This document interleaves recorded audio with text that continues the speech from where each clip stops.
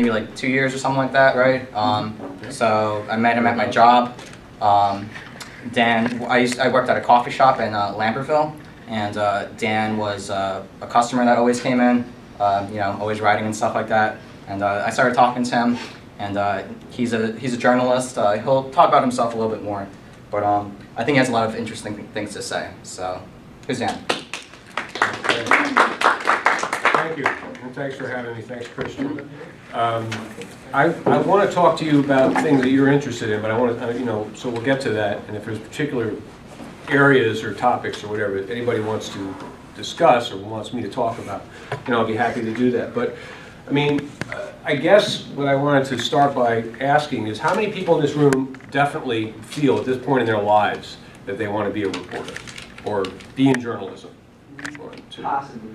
3, possibly 4, 5, 6, sort of half hands that were going up over here. Definitely something. Not really sure. Okay.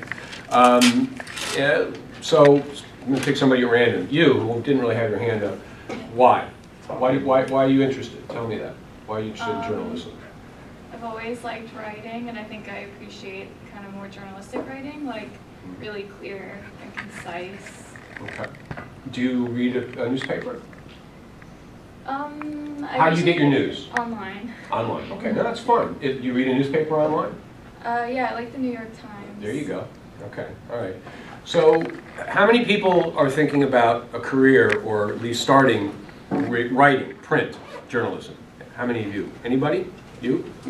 Christian, okay. If there's jobs still available. If there's a job, okay, that's a good point. Because they're all dying out. That's a good point, because you know, it's a little bit right now like if you were looking for a job on steam locomotives, you know, in the 1960s. Locomotives were kind of easing out. But that's not to say that there aren't good reasons for getting into print, and that's where I started, and that's why I'm a big advocate of print. Even if you only stay for 6 months, you'll learn the essence of how to write a story, okay?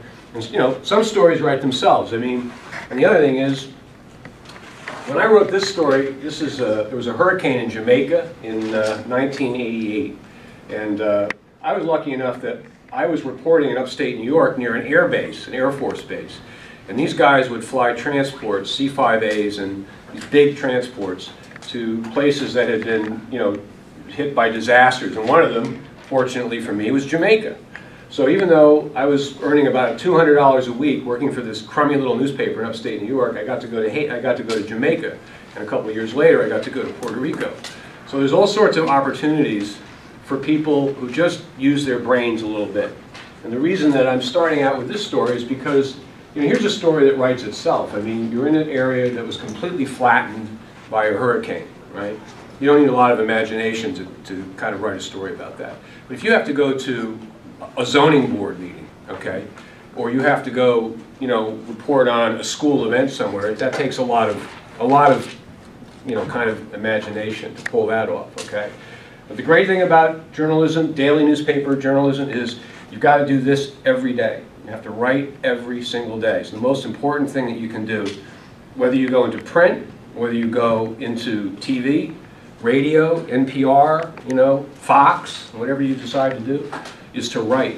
Write scripts, write articles, write ideas, and that will give you the tools that you need to begin to be proficient at journalism. The whole essence of the thing is conceiving what the story is, deciding what the story is. That's what you do. You bring that to the story. No story completely writes itself or reports itself. And anybody who tells you that there's such a thing as objectivity in journalism is fooling you, because it all comes from you, okay? And every story you read is going to have some kind of a point of view, no matter how hard you try for it not to have a point of view. Merely by ordering the paragraphs in a certain order, putting certain things in this and certain things in this, you're going to change what people believe about what happened, okay? So, you know, I started out as a, you know, like a 28, 27-year-old guy after messing around doing some other things. And then I got the opportunity to get a job in this little newspaper, working in upstate New York, and this is all from that. And what's great about living near an Air Force base is, as I said, you get to go to some different places. Now this story, this was right after the first war in Iraq. right? Operation Desert Storm, okay? So all these guys were coming back from Iraq, and the war had just ended, and there was an opportunity to do something about paratroopers and what they learned in the war. So we got to go up and fly around with paratroopers for a while. So again, it's the element of opportunity. You could be walking down the street here in this college, and there could be something, a person, someone from a foreign country, someone from this county who has an unusual story. There's stories everywhere. Under every person, every community has something that's interesting about it. So I started out in daily journalism doing this kind of stuff. You know, this was, what they were doing here was they were having competitions between the Americans, the Brits, the Kuwaitis, the Saudis, the Germans, the Dutch, all these people who took place, and they were parachuting out of planes and, you know, taking off, see who could take off the fastest, loaded up with supplies, and who could land, and who could get stuff out quickest. And so that's what this was all about. But while I was down there, I exercised a little bit of my other interest, which was crime reporting. And did a story about this guy here, who was a guy who killed a bunch of people, sort of a minor league serial killer, okay? He happened to be from the same community where they were doing these Air Force exercises. So I got, you know, like kind of a free pass to do 2 stories. This is one of his victims who lived in Fort Dix in New Jersey, not too far from us here. So what I learned from doing these kinds of stories is everything is a specialty. Anything you could bring to journalism that you know that you have as a specialty, whether it's a foreign language, particularly a language in a conflict zone like, you know, the Middle East, or an economic area that's in development like China or Japan, that's going to help you get a job, okay? It isn't, particularly in print, it's not enough anymore just to be a good writer and a good reporter, although that is important. It's really important to have something under your belt, whether it's science, you know, medicine, some specialty, something you studied and you know a little bit more about than, say, the average Joe, that can help you. And of course, the great thing about reporting for a newspaper is you do everything. You know, you're doing this, and then the next day you're writing something, you know, about why the sewers are stopped up. You know, it could be anything. So daily newspaper reporting is the best way, in my opinion, to learn all the skills. Second best to me would be radio, because you do a lot of work in radio. You know, your stuff gets on the air a lot. You work for a little station. You'll have the same kind of relationships with people, sources, you know, people you meet, as you do as a daily newspaper reporter. Okay. So anyway, so this is the kind of stuff that you can do even in a small newspaper. Then I got into crime reporting. This was an arson. This is me clambering around trying to look, you know, professional. This was a serial arsonist who burned down Hopewell Township, not that far from here. When I worked at the Trenton Times, some lunatic who was actually turned out was a fireman, was setting these fires, and then of course this is a well-known syndrome with firemen. They love to, some of these firebugs love to set fires, and they show up and they're the hero because look, I've showed up at the fire, you know, I'm first to the fire. So this is another kind of crime story. When you're on a daily newspaper, you're going to wind up being on the police desk, right? You're going to wind up, you guys may know all this stuff already, and you'll get to do all these kinds of things. And that is a really exciting thing. You have that kind of, go ahead. Yeah, do you sometimes work with police, like the police want you to work with them to help you solve a case? Yeah, I worked on a couple of stories. The first newspaper stories that I showed you in Newburgh, New York, they had a guy who murdered his business partner. And I was the only, for some reason he decided to trust me, who knows why. So I was able to interview him in jail. And you have to be careful because there's a bright line between, there's some kind of line between what you get as a reporter and what the police have a right to see, or should see. You got to be careful about that. But in a situation where, you know, you have somebody who's in prison, in jail, and is clearly in the public interest, you know, I had no problem sharing what I got from this guy while I was, you know, interviewing him in prison. And, you know, it was of some help to them. And that's, you can do that, yeah. In fact, that happens a lot. And if you're an investigative reporter and you do investigations, inevitably you will find yourself in a situation where somebody, a grand jury, a prosecutor, a police department wants something you've got, and 8 times out of 10 you can help them. I've heard stories where investigative reporters oftentimes are the target of Subpoenas. violence. Have you ever been? Oh, violence. Uh huh. Like, have you ever had somebody angry at you? Yeah. Sure. Yes. I mean, you know, if you go door to door asking people questions, which you sometimes have to do, you know, there was a fire, you know, somebody came running out of the building with a gun, and you go around asking, who was this guy? You know, you knock on doors, you'll find people will, you know, some people don't want to talk to reporters, and some people just don't want to talk to anybody. And then sometimes you have to talk to somebody who is the target of your investigation, and that can be very unpleasant. I've had a couple of those where I had to talk to, one time I had to talk to a police chief who was a very violent guy and well-armed and a few other things, and I had to go visit him in his home, and he was I knocked on his door and he didn't come to the door.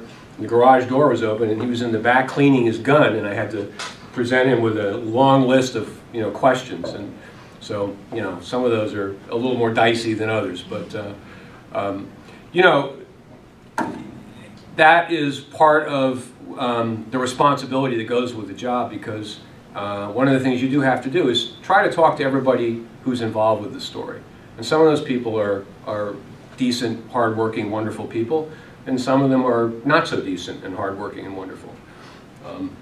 Anything else? No, that was it. That blew my mind. Okay. Okay. Well, good, I guess. Your mind's blown. That's one thing off the table. All right. So after a while, I did about 10 years of daily newspaper reporting, and then I quit because I was working on a couple things that I thought might be good projects.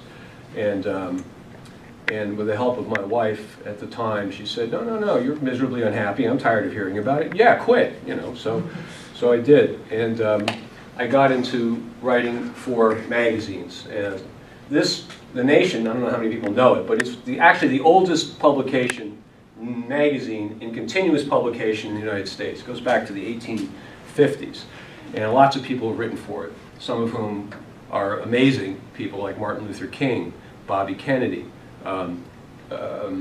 Adlai Stevenson, who was a great American senator and United Nations ambassador. Anyway, long history there. So one of my first articles was this kind of stuff. I was writing about people who were trying to, quote unquote, reform the legal system in the United States.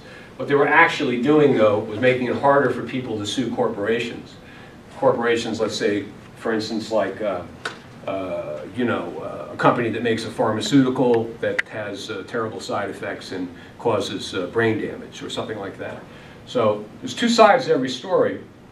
I used to think, I heard about, there were people out there who were suing the tobacco companies because they'd gotten cancer. And I thought, that's crazy, you know, because I smoked, you know. I mean, I'm not going to sue over this. I mean, I know it's stupid, and I know I can't quit, and I know I'm a bonehead for doing it, but that doesn't mean I can sue anybody. So the interesting thing about being a reporter is you get into subjects enough where you get away from what, quote unquote, everybody knows. You get enough information, you get information that everybody else doesn't easily get, and you learn the true facts about a situation. That's what happened with me by doing a series of magazine stories on smoking. Now this was a pretty big deal at the time, because in the mid-90s, the tobacco companies, maybe you know about this, all the heads of the tobacco companies went before Congress, raised their right hands and said, I don't believe nicotine to be addictive. Anybody know about that? I don't believe... Nine something, or was it 13 something? I know we studied it in my journalism class last year. It was, right. And what's her face was reporting on it, and she just disappeared. Okay. She died. What's the face? I don't know that. I forget. That's okay. I remember like the story of it. You're obviously acquainted somewhat with that, okay? Yeah, I get a lot of you know, I really stir the pot when I say this, but my opinion is that I don't believe in the word addiction. I think the word addiction is just a crutch that weak people use to kind of like, oh, I have an addiction, so this is why I can do it one more time, versus like, you know, just quitting something cold. You feel the same way? Does that argument apply to heroin? I mean, you can die from heroin. Okay, wait. But does it apply to heroin? You think people who are using heroin might be addicted? There is a certain way You might have he just used the perfect word. There might be a scientific chemical dependency on your brain that can give you a heart attack when you quit. And there is certainly a process that you have to go to when coming down off a drug like that. Like, you have to use like I don't know what it is, but it's like a fake drug to like give you the chemical without giving you the high, so you're not going through the withdrawal symptoms. And so there is certainly a way of coming down off a drug that's serious, but if once you're clean, as far as doing it again, that's your mind telling you to do it. Okay, so let me tell you why scientists would disagree with you. Okay, because just right at this point, first of all, Philip Morris would love you. Okay, because you're Be a exactly good lobbyist. What's that? Be a good lobbyist for the tobacco industry. No such thing as addiction. It's one of those things that I don't think is a matter of belief myself. I mean, you either believe in a huge, vast body of science, like climate, okay? Climate change. How many people here believe that climate change is caused in part by man? I hope I see a lot of hands. Okay, all right. Well, there are thousands of scientists across the world who've been studying this now for 50 years, and that's pretty much it's not just a consensus, it's an overwhelming consensus. Same is true of addiction. We started out by observing behavior. This is what a person will do to get a cigarette. A person will smoke even though he's had a tracheotomy. He'll put the cigarette in the hole in his neck. There's no such thing as flavor. You're not getting flavor that way, right? You're not getting rich tobacco flavor. You're bypassing the mouth. You don't have any taste buds in your lungs, okay? So why are you smoking? Are you smoking because you're used to smoking 20 of these things a day? No, I'll tell you what's happening. Every time you smoke one of those, a cigarette, you're getting basically about 10 to 12 puffs off each rod, each cigarette. Every one of those is an injection. Think of that as an injection. Puff, puff, puff, puff. 10, one cigarette. However long you can wait for the next one, you wait. Puff, puff, puff, puff, right? You do that times 20, right? And 20 cigarettes in a pack. Still 20 cigarettes in a pack, right? Yep. Okay, 20 cigarettes. No, you don't know? Good. Yeah, I have no clue. Good, excellent, I love it. 20 cigarettes in a pack, all right? So that's 20 times, thank you, yes. Many, many, many hits a day, right? That's why cigarettes are so addicting. Also, nicotine goes directly into a pre-wired nerve system called the nicotine receptor system, which you have all throughout your body. It's one of the oldest nervous systems in the human body. It goes all the way back to reptiles and fish. Every critter has this, okay? All right, so those are just a couple of things to think about when you think about addiction, okay? When you get into the realm of morality, should I be able to quit? Should I be able to stop this? That's a whole other thing. The cigarette companies, this is how I wrote my first book. Cigarette companies depend on people believing this sort of common sense explanation. Oh, come on. I know so many people who smoke. I know so many people who quit. Just let me I'm almost done. Okay. But the fact is, if you look at the percentages, fewer people successfully quit smoking, and even when repeated attempts, than quit heroin. Okay? Why? Because of this. Nobody shoots up 70 times a day. Yeah. And it's the instantness, the instantaneousness of a puff of smoke going into your lungs, being absorbed into this huge, huge air-blood transfer system, right? Every time that happens, to the brain, to the brain, to the brain, to the brain, to the brain, okay? In 5 or 6 seconds. That's really addictive. You get this, And the proof of it is that after a while, you're not smoking, you get that nice little buzz after the first cigarette in the morning, right? But you don't get it by 3 o'clock, you don't know, but I do. You don't get it by 3 o'clock in the afternoon. After that, you're just smoking to stave off craving, to keep that thing away where you're going, I need a cigarette, Yeah. That's what you're doing, and that's tolerance. That's a sign of addiction. So anyway, go ahead. Do you still smoke though? No, I quit. So then you prove my point then, because if you want Well, no, I don't prove your point, because I needed chemicals to help me quit.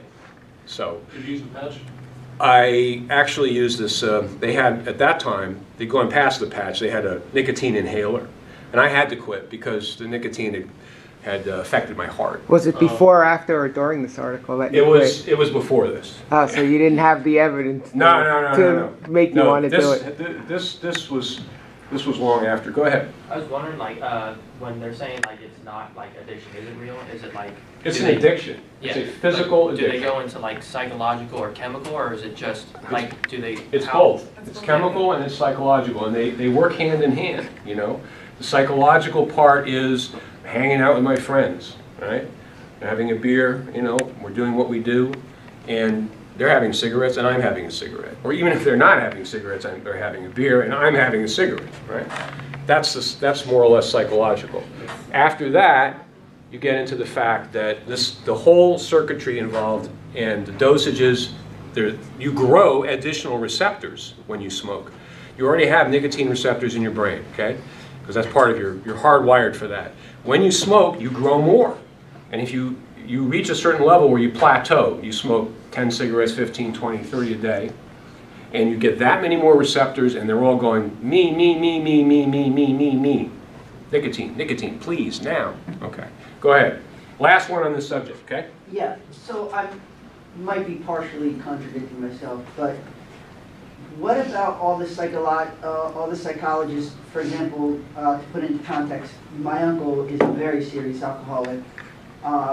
And all the psychologists pretty much say, and addiction experts, and you know, people of that sort say that when he drinks because he wants to drink. You're smoking weed because you want to smoke weed.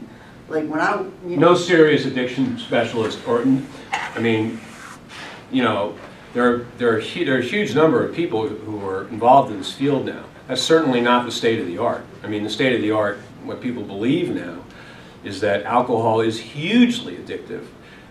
You know, it has an enormous, what they call abuse potential in human beings. You know, a lot of this stuff was studied in rats. Well, it turns out rats don't really like marijuana, but they love alcohol. So, you know, you can't always generalize from the rat model, right? Rats love heroin, they love cocaine. They'll do shots of cocaine all day long. And they really like nicotine, though not as much as cocaine. And they love alcohol. They'll drink alcohol. You can get a rat drunk and you can turn him into an alcoholic. So there's the animal model, right? And then you go up from there. And then there have been all sorts of studies done about what happens to alcohol in the body and why it's addictive. Okay. So let's just move on back to journalism for a minute. Yeah. Okay. But thank you for your questions. Yeah, no problem. I was curious. Okay. So by the time I wrote this article, I'd already done like a lot of stuff about tobacco, and I'm just trying to show you how a career can kind of, you know, without being egotistical, because this could happen to anybody, you know. Newspapers, magazines, you get into a subject, you stay on that subject, and you start getting into people, and you find documents and things that help you tell the story you want to tell. And in this case, the tobacco companies at this point were in serious trouble. They were being sued. They were being sued by the attorney generals of a whole bunch of states, and so on and so on. So this story was based on a bunch of documents I got from reporters who were being sued by a tobacco company for, quote unquote, distorting the truth about nicotine. It turned out they were dead right. That didn't stop ABC TV, who was their employer, from apologizing for a story that was completely accurate. So watch your back. That can happen too. Okay. All right, so from there, I wrote a book proposal based on some of my research, and I found a lawyer who was going after the industry, who was producing a lot of amazing documents, incredible stuff. You know, the tobacco companies, what they really think about us who smoke, or people who smoke. It's not, they don't have a very high opinion of smokers. And the ingredients, the things they put in cigarettes, how they take nicotine in and take it out and put it back in, and all this kind of stuff. And I wrote this book. It took about 5 years to do. And a lot of the time I spent flying around the country with this one lawyer, Ron Motley, who was sort of the leader of the pack on these lawsuits. The end result of this was that the industry forked out $289 billion to settle, to make these lawsuits go away. And they promised not to do certain things again, okay? So it wasn't all for nothing. That doesn't mean they're not doing what they did before. They are. But my point here is journalists can make a difference. Journalists can change history. Not my book particularly, I'm saying, but all the things, all of us who were working in this area, and there were a lot of reporters and a lot of other people and activists, were able to have an effect on the #1 cause of preventable death in the world, which is tobacco. Okay. So anyway, here's my book. It came out. It was a good book. A lot of people liked it, and then nothing. You know. Then you have to do something else. It turns out that this doesn't just completely change your life and turn you into a rich person and so on, unless you're very, very lucky. So don't go into it expecting that. It could happen, but it may not. If you don't mind me asking, this is kind of a personal question, but like, what do you really make off writing a book? Because there are teachers who write books, and I had a teacher who wrote a book, and he said that he made no more than $200 off like what was sold. Well, you can do that if you're a teacher. I can't do that. I mean, you get an advance for writing a book. The advance is, generally speaking, what the writer actually lives on. Usually the advance is all the money you ever get from a book, very frequently. So you're able to live, hopefully a couple of years, few years. I got a big advance for this book. I was able to live for 5 years on my advance and travel. That's nice. Yeah, it was nice. Yeah. I'm gonna write a book tonight when I go home. Good, excellent. Right now. Good luck to you. Don't do tobacco. Do just do something else. Do something that Hasn't been done, people right? are much more fascinated with than tobacco. Anyway, so that was my first book. It was a great experience. All sorts of things happened because of it. But the point I want to make is, if you're a writer and a journalist, you can go in many directions. This is my second book, which was about. This is a book that was about Flight 93. Everybody know what Flight 93 was in 9/11? Yeah. Philadelphia, Pennsylvania. Right. Crashed into the field in Shanksville, Pennsylvania, western Pennsylvania. En route to where? Where was that plane headed? Anybody know? The Washington. The White House. The White House. Yes. Right. Turned out that was pretty well proven later. We didn't really know that at the time, but Liz Glick was the wife of Jeremy Glick. Jeremy Glick was one of the passengers on Flight 93. Jeremy Glick was a judo champion, and from what we know about what happened on the plane, it's very likely that he was in the lead group of people who crashed into the cockpit, which is what you hear on the tape. Was he the one that said let's roll? No, that was Todd Beamer, Oh, another guy. Yeah. But the point of doing this book was that we were able to tell the story of Liz and Jeremy and their daughter, Emmy, who's just a couple months younger than my daughter, Lana, in the context of 9/11, what the country was going through, the confusion, the fear, the disorientation, and this one family in the middle of it with this father who was really this kind of national hero. But to these guys, they didn't care about that. They just wanted their dad back. She wanted her dad back and she wanted her husband back. So it was a story about how, even though somebody may be a hero, that may not be what's important to their near and dear ones. Even at that level. Okay. So that was my second. So anyway, Flight 93 gave me an opportunity to learn a little bit about 9/11, to go out to Shanksville. There's a lot of people probably who believe in conspiracy theories about 9/11 here. Anybody? Nope. No? Good. Well, for anybody who has conversations about it and wants to know whether there was a plane that went into the ground, there was a plane that went into the ground, or that it was shot down. It was not shot down. It was crashed deliberately. Hold on a second. Let me turn this off. Didn't they finally find pieces of it? They found lots of pieces. I mean, this is the thing about conspiracy theories, People say, well, I never found any parts of the plane. Well, they found the engine. That's a part of the plane. Yeah. Stuck in a tree. They found, fragments of the plane over a debris field that would make perfect sense for a plane that was coming down. Remember, at a very steep angle. This plane was deliberately crashed. Okay? It wasn't accidental. The pilots weren't pulling back on the controls to prevent it from crashing, so it didn't come in at an angle like that with people desperately trying to save the plane. It came in like a guided missile, straight down, almost straight down, okay? And these people were leaning on the harness and pushing this plane down while people were getting into the cockpit. All right? That's what I mean about being a journalist. When you're a journalist, you can put aside the bullshit, okay? You know, you can know better than anybody else. If you want to figure out what's a privilege of journalism, that's a privilege of journalism. Suddenly you can be the one person among all your friends who actually knows the story, you know, and doesn't have to get it all from secondhand, okay? At least on whatever you're working on, right? So this was a great experience for me, and Liz was a great person. It was, the book was excerpted in Reader's Digest, that's what this is. And that helped us sell a few more books, and that was nice. Then I did you can transition into movies. You can do movies. You learn how to write, you can write scripts. You can write a script for a documentary. In this case, I worked with Charlie Evans, who was the guy who did a film called Aviator. Anybody ever hear of it, about Howard Hughes? Okay. Well, Charlie's been around the block a few times in Hollywood, but he wanted to do a movie about tobacco, and he read my book, and he wanted me to help him put this movie together, and I was a consultant on it, and then also interviewed. This was the phony Marlboro pack that he came up with as a poster. He who addicts the most wins. And there's business, and here's science, and these two rats. I was telling you about nicotine being tested on rats. That's what they were doing at Philip Morris, trying to figure out how to make it more addictive. Really? Yeah, so they believe in addiction, by the way. But they won't admit it. If you read their memos, what they actually write to each other, they love the fact that it's addictive.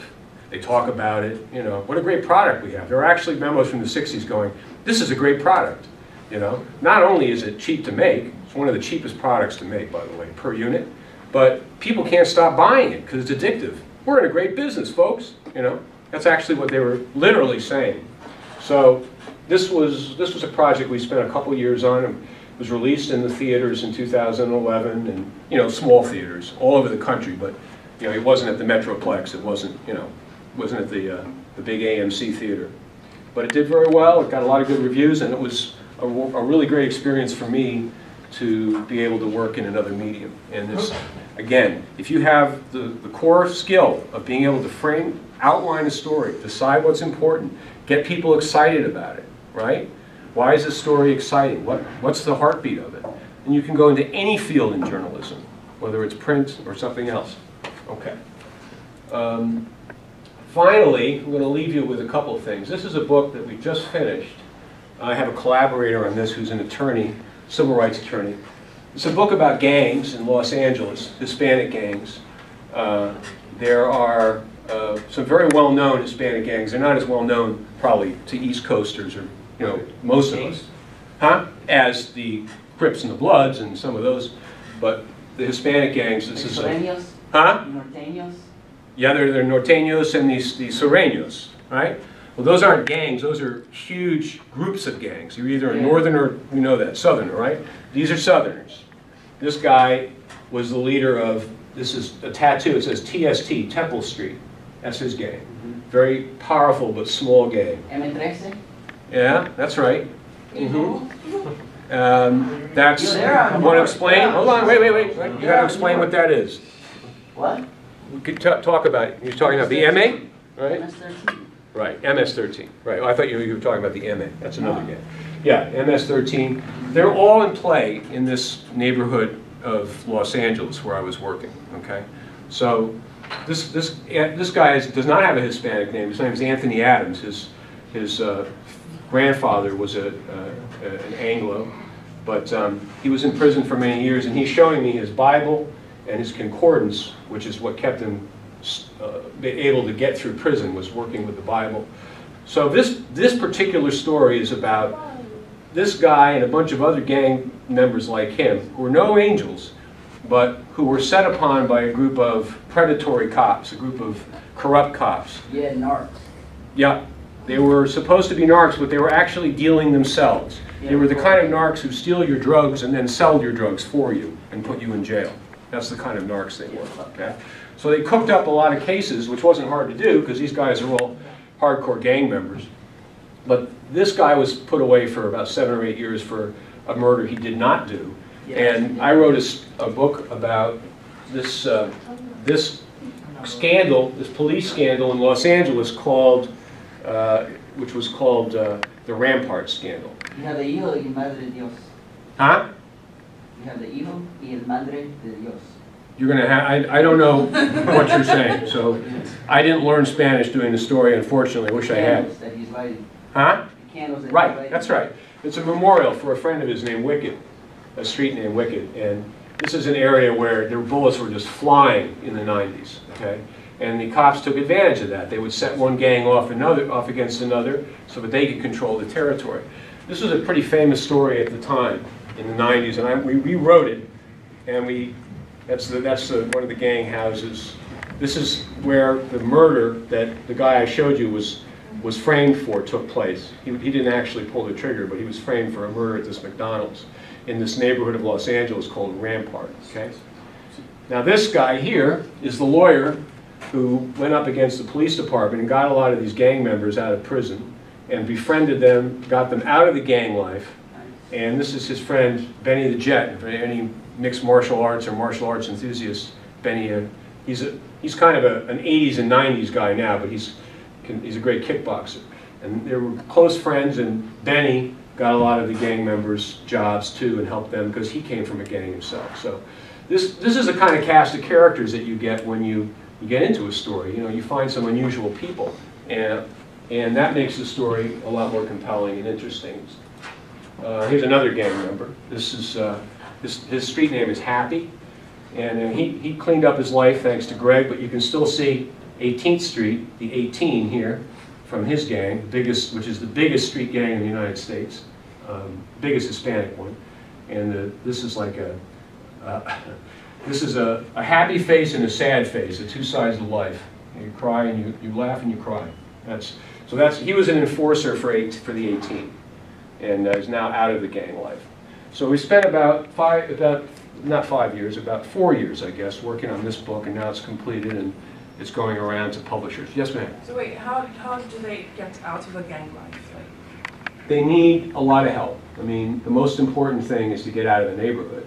As you stay in the neighborhood, you feel those pressures. You know the people. You get sucked back in. So what Greg did, the lawyer, was, a lot of it was he gave them access to himself so that if they had trouble, they could always call him. He got them jobs. He helped them create another life. Happy here had to move all the way out of Los Angeles, way, way, way out into the desert east of Los Angeles, into a neighborhood that was like almost entirely white Republicans. This is a guy from the inner city, a Latino from the inner city moving out into a very white neighborhood, which was not an easy transition for him, but he made it work. So it takes a lot of luck too. Go ahead. Yeah, but eventually don't they find you? No, because the fact of the matter is that if you keep your mouth shut, it's not. There's a sort of a myth about that, like they won't let you go. Yeah, you go away and you change your life and you do other things. They'll let you go. But what you can't do is stay in the neighborhood and pretend that you don't know what's going on. That doesn't work. So the ones who stay behind tend to go back into the you know what they call, the gangs call themselves neighborhoods in Los Angeles. They don't see any distinction. You're in the neighborhood, you're in the gang. You're in the gang, you're in the neighborhood. Same thing. So anyway, so that's the latest project, Save One. Okay, so that book is out, or not out, is being shopped around, and we hope somebody will buy it. What? You wrote that book too? Yes. I just finished that about 8 months ago. That is really cool. I love that. Because Thank I'm you. from Newark, and I really, really, really like that. Good. Well, then, if we get this printed, we'll have to make sure that... I'm doing a research paper now for my English class, and not to go too far off topic, but my entire foundation is on the culturalization of gangs in Los Angeles and New York, and how the government kind of segregated blacks and Latinos purposely in projects, Right. and how that type of system breeds gangs. Mm-hmm. That's great. That's a really important topic. That's really cool. I congratulate you. It's a great thing to be doing. Go ahead. Yeah. So you said if you're in the neighborhood, you're in a gang. You're in that gang. Mhm. So what if for some odd reason you don't know that neighborhood has a gang? Are you just let's say I moved into Right. You wander in. You're a civilian. You don't have to worry about it. That doesn't mean you might not catch a stray bullet. you know. Yeah, I was just gonna say. You know, or something might not happen to you. But lots and lots of people, I shouldn't have made it sound like everybody in the neighborhood is a member of the gang. But as far as the young men go, you know, the cops all assume they're gang members, you know. So eventually the pressure, you know, the fact that there aren't any jobs and that everybody's already treating them as though they were in the gang forces an awful lot of people. I mean, everybody can, you know, people do get out without joining the gang. It's not like everybody in the inner city is going to become a gang member. That's not true either. You can also be like affiliated and not really be like Correct. a jumped-in Right. member. Like, They you have can be, like, they have affiliated you're not people. exactly gonna wear a flag or anything, but like Right. you can say like that's kind of like what Snoop Dogg is, and Ice-T. Ice-T says he was never like a real member, but he was affiliated with the Crips. Right. And Yeah, and he would do the Crip walk in his performances. yeah. So yeah. there's that. Okay. He's cool. He's got OG stats. So now, after, you know, 25 years or so of doing what I just described, I've gone off into another direction, which is now I have a daughter. So when I think about my daughter's future, I think about what is she going to have a planet that she's going to be able to live on. That's going to be a pretty important factor for you guys and for my 13-year-old. So, you know, climate is, to me, like the most important current priority, aside from us all getting enough to eat and going to school and everything. But when you think about a worldwide problem, we're talking about climate, okay? So this is a cover story I did back just this past May on climate, and that's what I've been working on now for the last, you know, basically since the beginning of the year. And I'm working with a group now who funds investigative journalism to do research on climate, specifically on big energy companies and their efforts to prevent the limits that people want to put on pollution, climate causing, global warming causing pollution. Okay, that's what I do now. And we're working on a bunch of projects, articles, and films, and a lot of other things along those lines.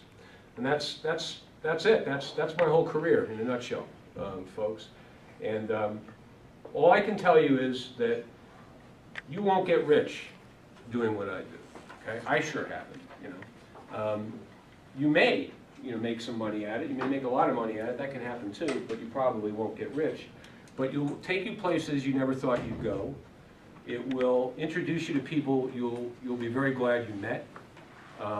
Some of them are people you would never have met any other way. Okay, that's one thing you'll always have as a journalist if you go into it. I don't care whether you go into TV or, you know, newspapers or whatever you do. And it's been the greatest satisfaction that I've had in my life has been to, you know, go from story to story, meeting a different cast of characters every time, a different reality, a different world every single day of your life when you're working in journalism. That's what you are guaranteed, basically, if you do it. Okay? And I thank you for your attention, and I thank Christian for having me. Thank you. Thank you. Do you mind talking a little bit about the shifts from to online that started to happen? Yeah. Okay, yeah. A lot of people, and including myself, are working a lot now on the web, which is a great thing. I mean, you know, instant publication and everything. The thing is, the one bad part about the web is it can cause a lot of laziness.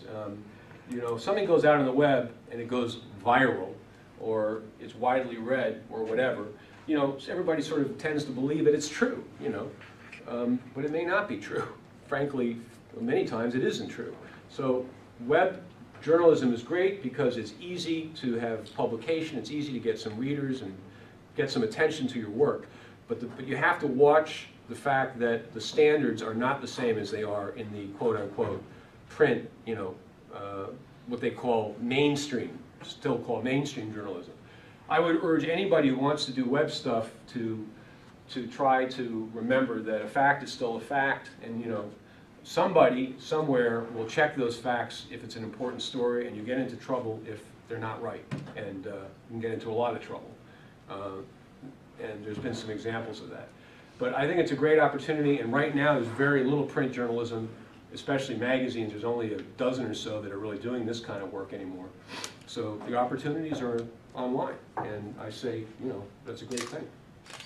Oh, someone had a question before I started talking. Yeah, How long, like on average, does it take you to write a book? A book? Ooh. Well, it's different for every book. I mean, the tobacco book took 5 years to research it. I had to write it in, I mean, this is it. So it's, I don't know, 200, 350 pages. I had to write it in about 8 months, so that's not very long. Your Father's Voice, the book about Flight 93, took, I think, 4 months of research, and I wrote it in 4 months. Wow. So that was pretty fast. Different kind of story. You know, here I had to go, I was in 43 of the 50 states working on this book.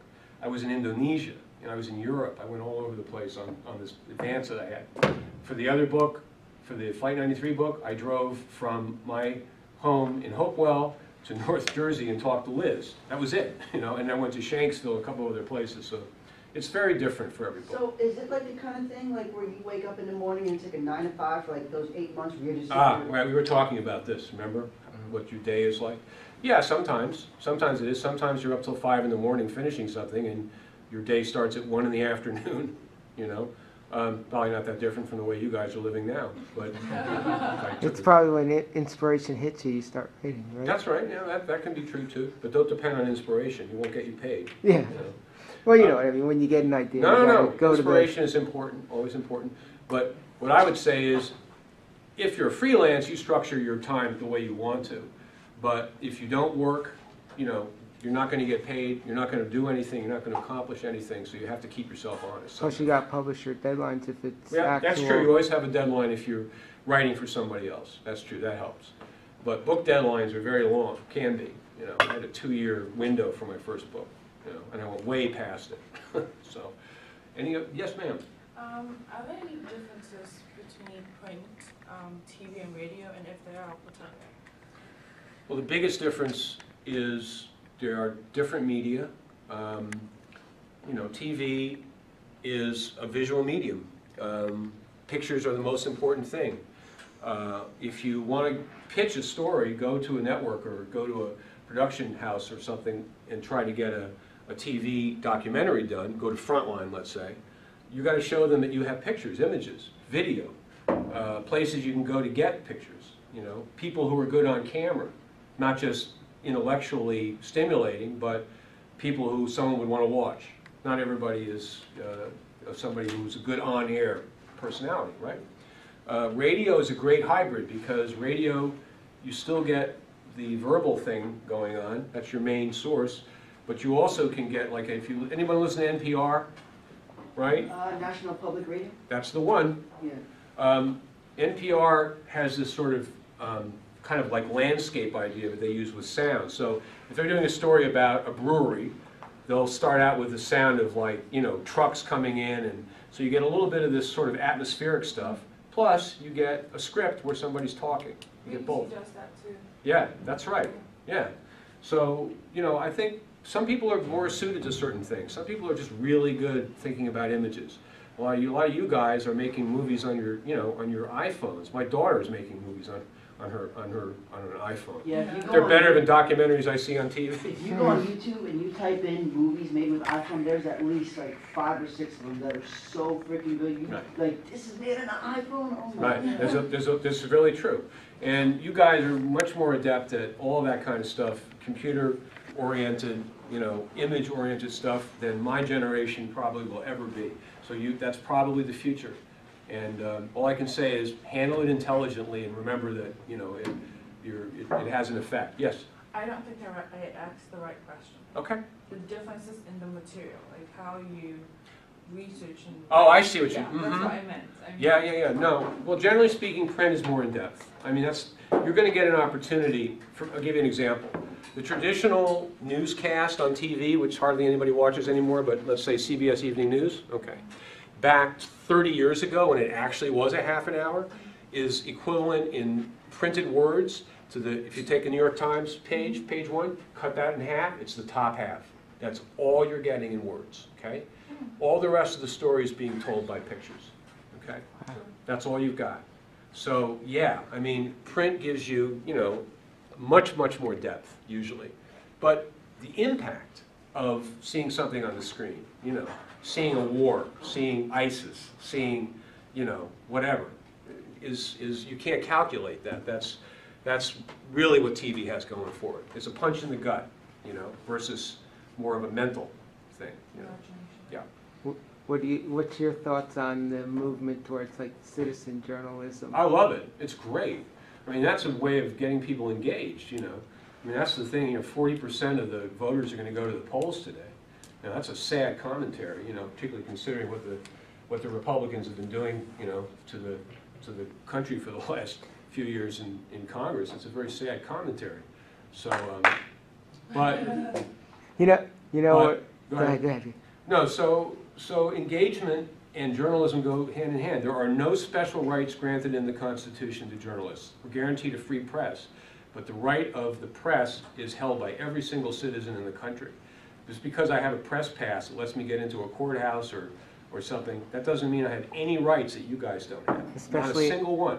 So citizen journalism, by definition, we all have it. especially in foreign countries where Right. that's the only coverage you get. Right? Yes? About like shield laws. Shield laws, right. Well, shield laws, you know, shield laws are a great thing, but not every state has them, you know. New York has a pretty good shield law. Jersey, More of a federal thing. well, unfortunately, there isn't really an effective federal mechanism. That's why you have reporters going to jail or being threatened with jail for reporting on national security matters, quote unquote, like James Risen of the New York Times, who's probably going to go to prison. Julian Assange. Yeah, Assange, you know, and others, Snowden, yeah. So, well, they're not journalists, quote unquote. Assange probably could make an argument, but, you know, a shield law does not prevent a court from going after you. It's just a small line of defense. If a prosecutor thinks that you have something that will help his case and you won't give it up, he's going to subpoena you. He's going to come after you, and there's nothing you can do about it except, you know, fight him in court. So shield laws are something we ought to have much more broadly in this country, but actually we have more protections for journalists, even in the state of affairs that we have now, than pretty much any other country in the world that I'm aware of. So we need to expand that. That's what we need to do. Anybody else? No? You guys have been great. I really appreciate you having me here, and good luck to all of you. Thanks, Christian. Thanks. Okay. So you got more business to discuss, or? No, that's it. Business? Yeah, Okay. it's over. All right. If anybody wants to take a